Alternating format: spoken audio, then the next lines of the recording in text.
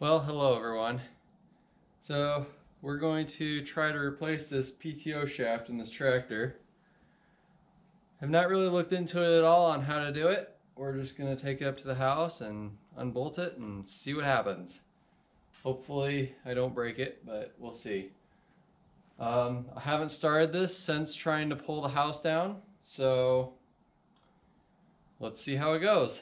I took the battery out all winter and had a trickle charger some of the time, so hopefully it's all charged, but we just gotta see if it'll fire up. It should, but who knows. Alright, once again I have my Forerunner jump starting the battery, so hopefully we can get it to start.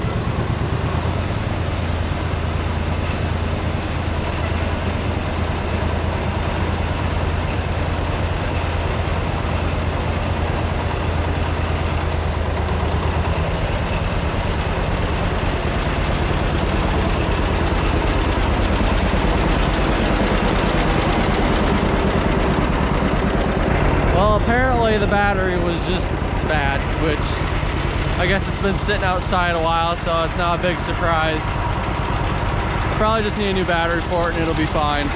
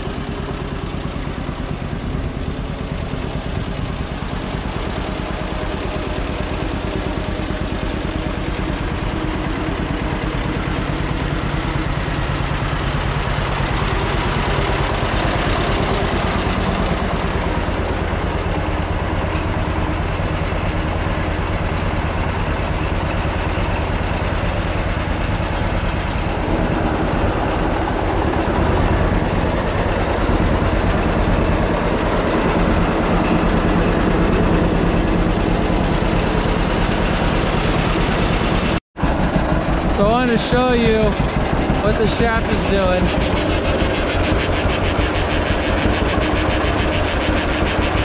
You can see it wobbles a little bit.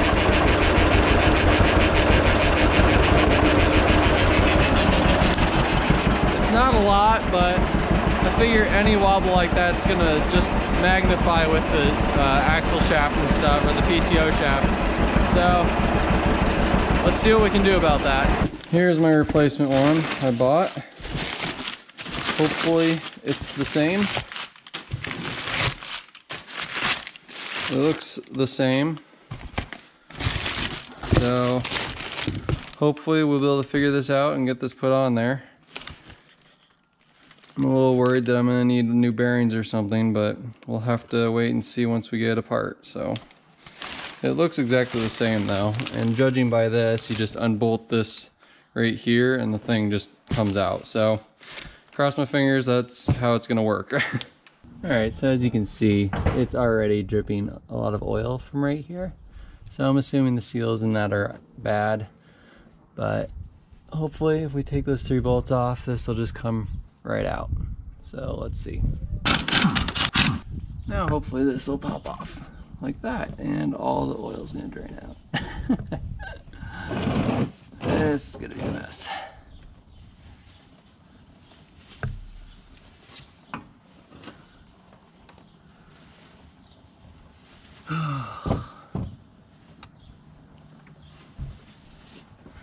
All of this oil is going to drain out. That kind of sucks. I don't know if it's just going to pull out either. Oh, yeah.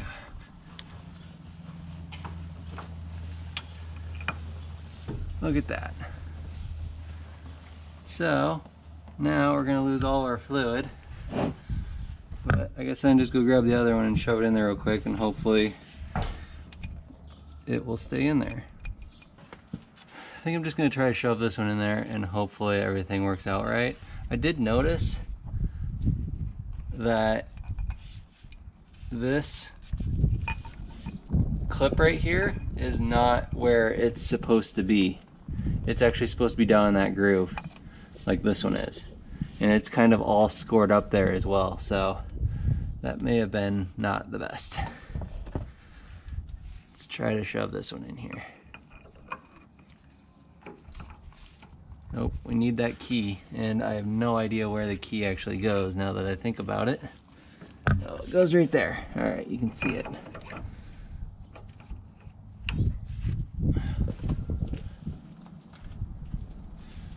Luckily it's not on the bottom, or else that would have been a pain in the butt to go back in there. All right, so I put a little grease on that. Hopefully it'll stay in there easier that way.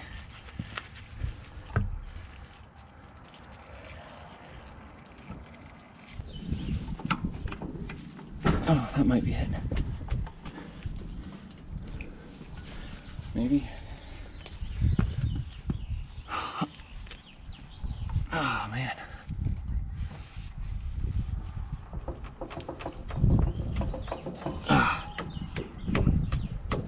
I think that's it. Tap this in a little, maybe.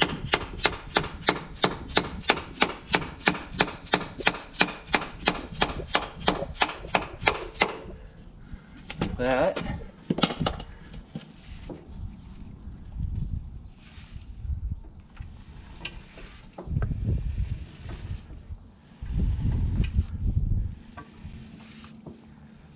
Everything seems to be engaged in there. I'm assuming that key went in because there's no way I could have been able to push in all the way if the key didn't go in there. So, all right, so I got this one cleaned up. The part numbers are the same on here, but I noticed the seals in the one that was on it are different. There's actually a felt seal in there and then a rubber seal right here, which these are both bad and I'm gonna need to replace them, but I don't have either of them right now. So this is luckily very easy to take off. So I'm gonna order these seals and then I'll just take it back off once I get them, but I need to get this stopping from leaking right now because my oil pan's almost full. So got it cleaned up. This one doesn't have any of these broke off either, which the other one did. So get it put back on there.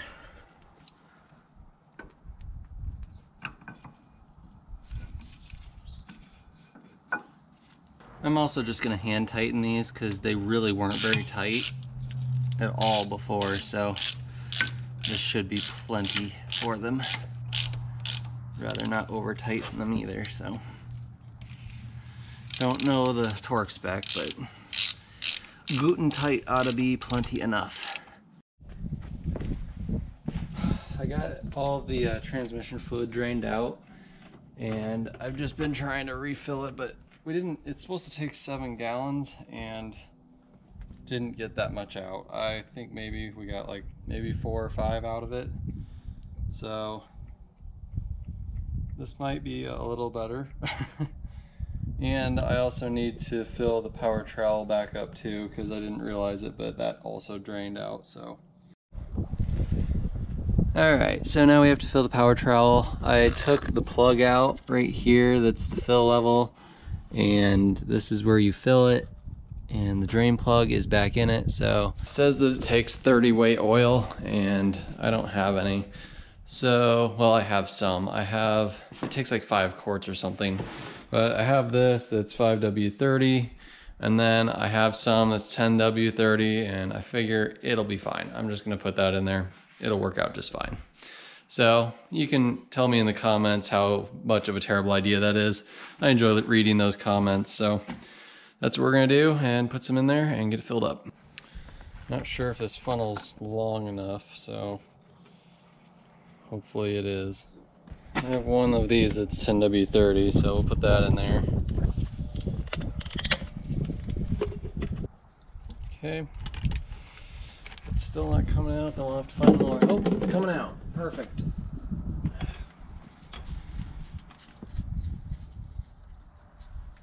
Plug this. We should be good. All right, well, that is all of the fluids changed that I am aware of. So this right here is all of the oil that came out of this tractor. So it was supposed to hold 7 gallons in the transmission and rear axle and 5 quarts in the power trowel. And it all fits in a 5-gallon bucket. So it was probably a little low on some of the oils, but hopefully it'll be a lot better now. So let's get it started up and see how it runs.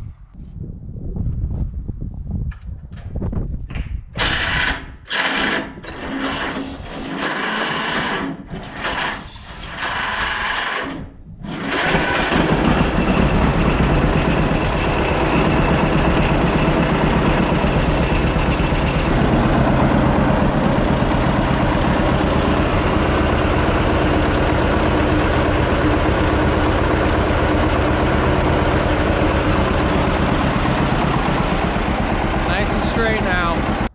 There is one other thing I forgot about. So after pulling the house, trying to pull that down, the clutch was slipping yet again, and I never adjusted it again. I just decided to call it quits and put it away.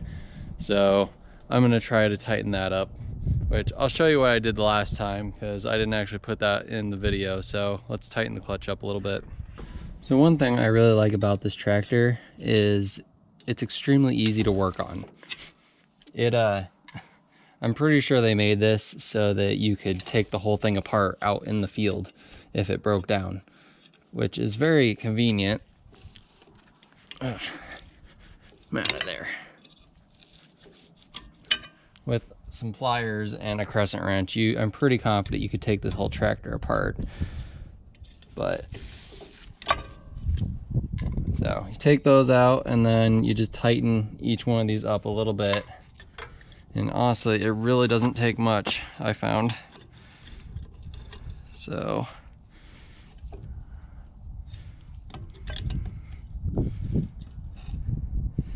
I'm gonna go 2 notches like that, because there's holes where those pins go through. 1, 2, and 1, 2. I think that should be fine.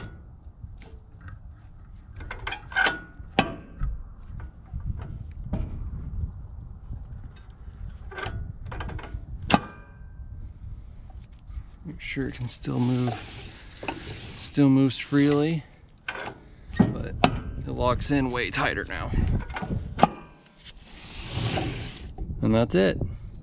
Put the cotter pins back in and you're done. I eventually want to change these clutch discs because I assume they're just not the best, and that's why they're wearing down so quick, but that we'll do in a different video, which I'm assuming it's just as easy as taking these 3 nuts off and then all of it comes apart. So just not going to work on that for right now. So let's get it going and take it for a little drive. All right, let's give it a start.